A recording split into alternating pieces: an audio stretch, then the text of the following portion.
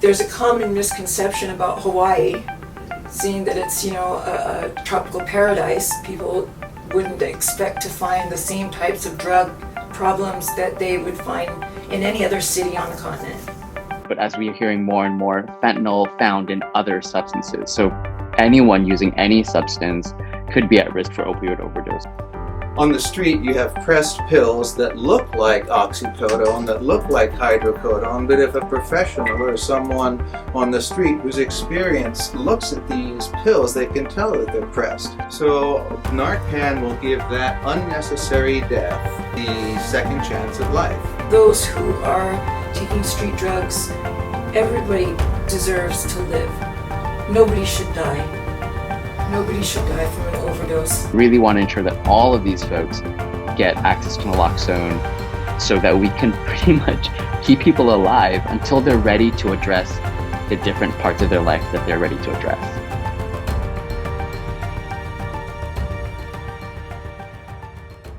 From the time of my boyfriend's death in October of 1999, when I woke up next to this guy in a hotel room and he was dead, I made a vow that day that I would never ever let anybody die of an overdose around me if I knew what was going on. And so I did 34 reversals from 1999 until 2014. I'm a community health advocate, and I can't begin to tell you how important Narcan, naloxone is.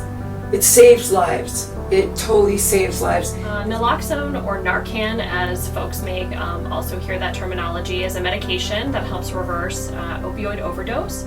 So when you have opioids in your brain, it binds to receptors in the brain, and when your brain is flooded with too many of those opioid receptors, like mu receptors, unfortunately this can cause things like respiratory depression and difficulty maintaining a pulse.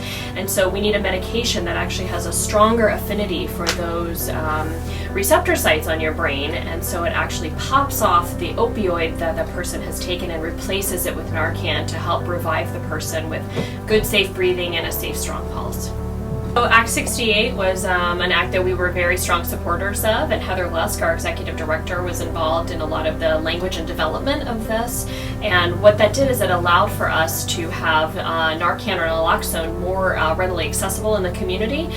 It allowed for us also to have standing orders in the community to provide education for persons that either are using opioids or may have someone using opioids in their house or in their friend circle. Again, it doesn't just affect people who use street drugs.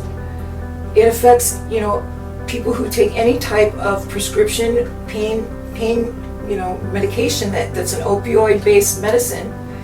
Even cough syrups that have opioids in them, people can overdose from them. A child can in the house. Your grandma may forget and take too much meds.